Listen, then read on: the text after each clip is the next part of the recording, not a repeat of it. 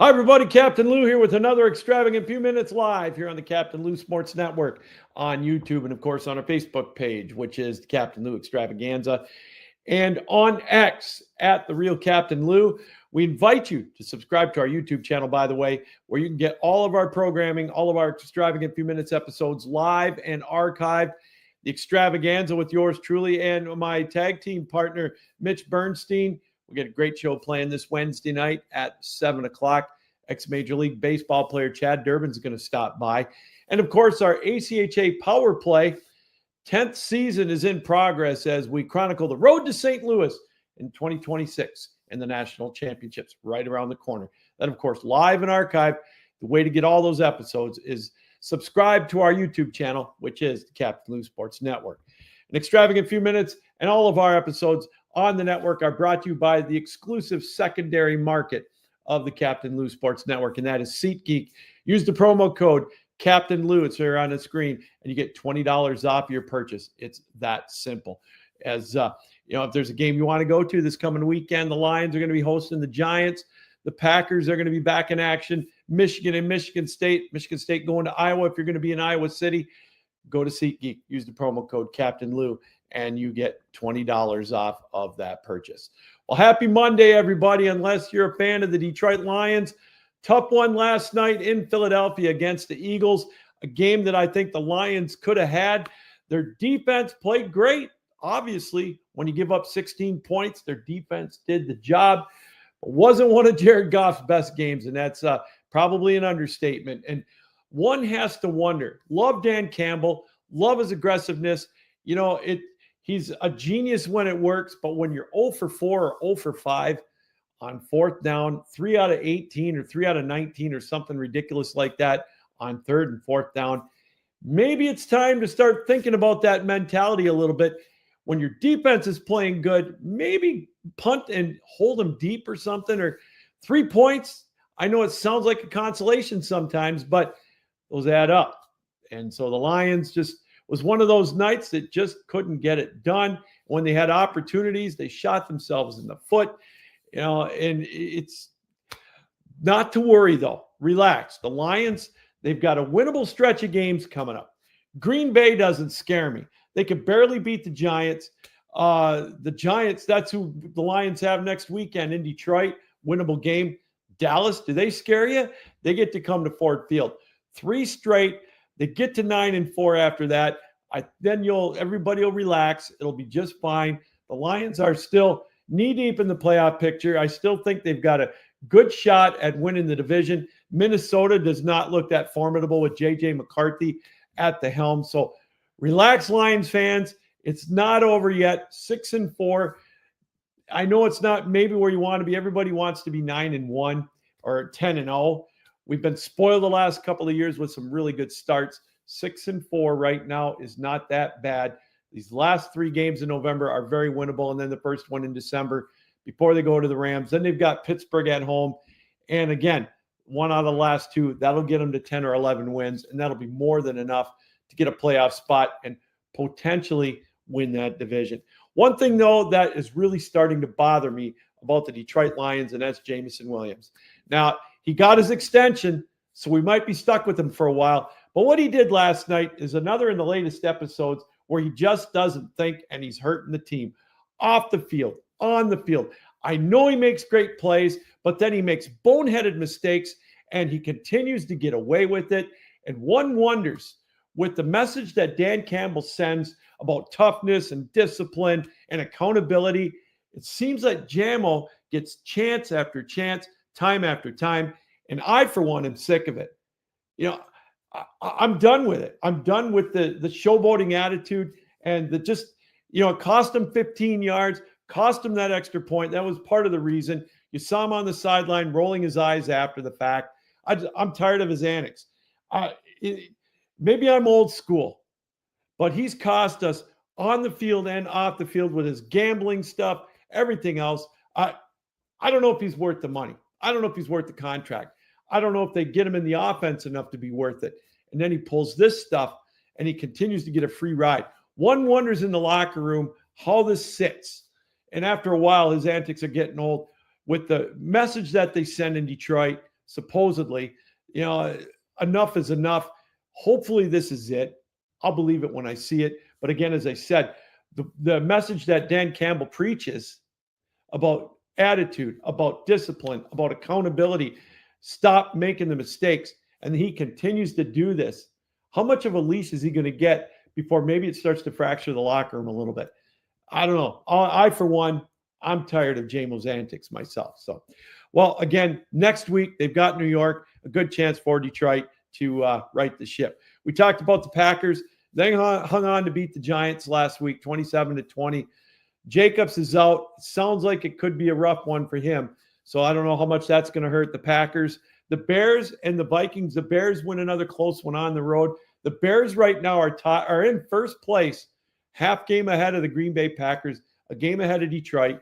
Remember, Detroit won earlier this year against the Bears. So right now they hold the tiebreaker. They're going to play in the season finale.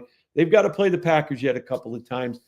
Ben Johnson's starting to do pretty good over there in Chicago, but we'll see once it comes down to go time and pressure time at the end of the year with the Bears. Elsewhere in the National Football League, how about the Rams? They squeak one out against the Seattle Seahawks.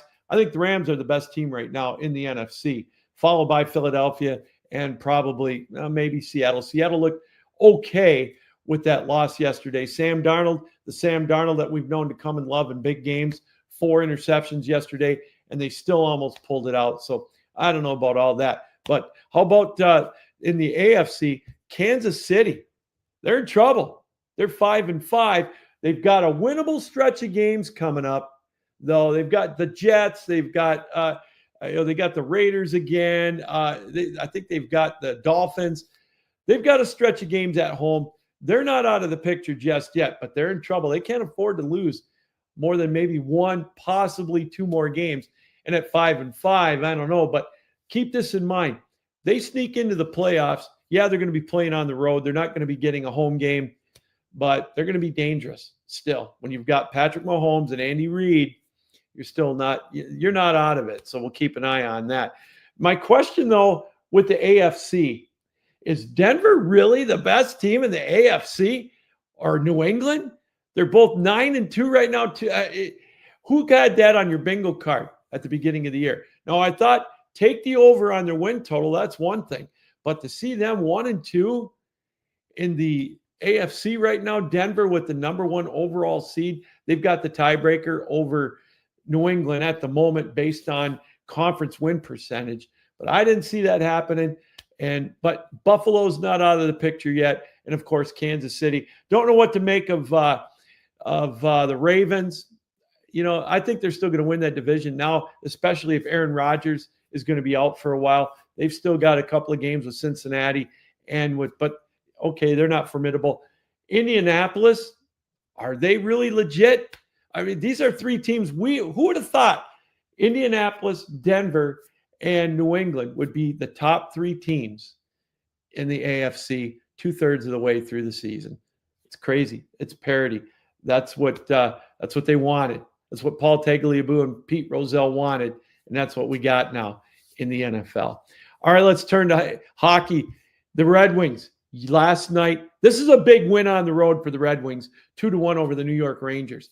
Saturday night's game, they were up 4-1, took the foot off the gas pedal, gave up that shorthanded goal, then gave up the tying goal, and then lost it in overtime. It could have very easily spelled disaster for Detroit. It's crazy. Going into this weekend, I thought if they could get 3 out of 4 points, that would have been fantastic. Didn't think it would come this way. I thought, if anything, they would lose in overtime maybe to the Rangers. But they lost at home to the Buffalo Sabres and turned around and went to New York, won a road game at Madison Square Garden, 2-1. Love the scrum afterwards. Detroit not backing down from anybody. Jonathan Quick got his, in a bunch, got his undies in a bunch after Appleton shot the puck in the net after the buzzer. Nobody else seemed to care. The bench is cleared. Old-time hockey. It was pretty cool to see at the end. But the Red Wings still looking pretty decent. Yeah, what are they, 12-7-1?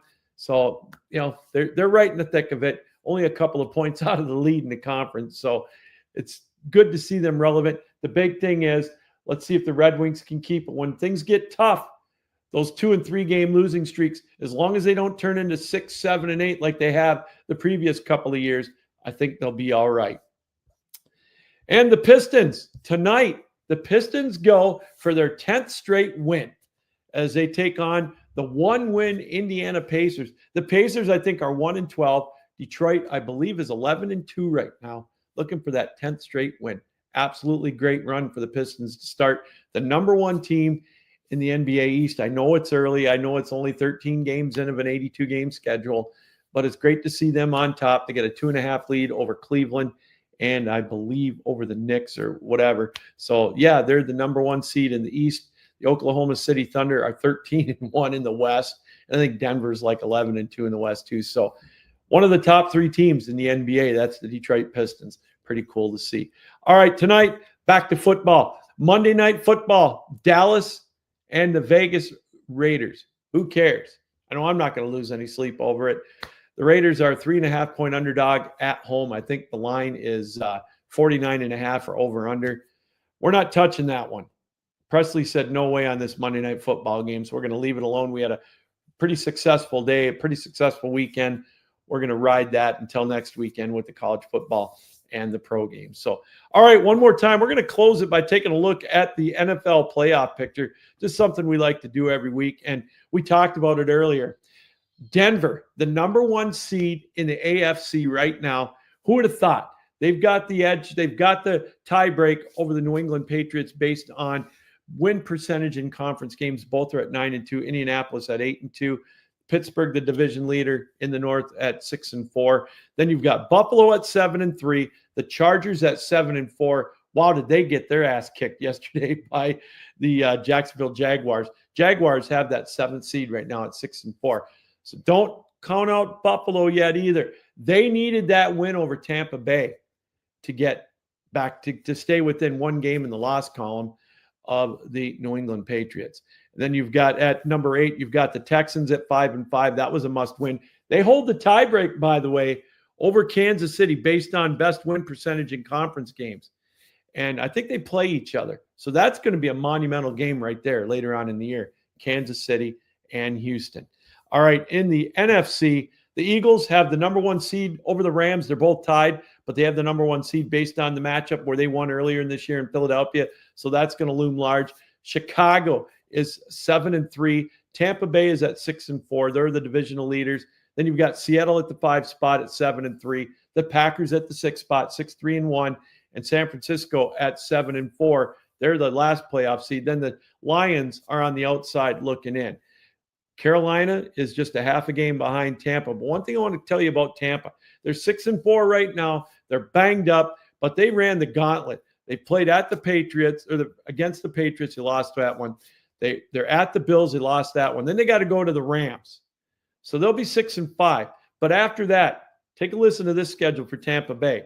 The Cardinals at home, the Saints at home, the Falcons at home. Then they go to the Panthers, to the Dolphins, and then the Panthers again. They've got a potential still to win 10 games. So don't count out Tampa Bay just yet for winning that division and getting a playoff spot.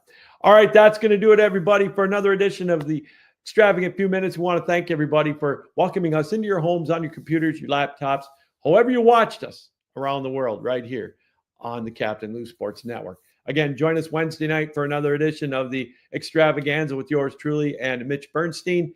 Chad Durbin will join us, ex-Major League Baseball player. We'll talk all things Major League Baseball, the offseason, the World Series, and the potential lockout coming up in 2027. That and a whole lot more right here on the Extravaganza on the Captain Lou Sports Network. Until next time, Captain Lou saying be safe, keep your heads up, keep your sticks down, keep your feet moving, and as always, keep your minds open.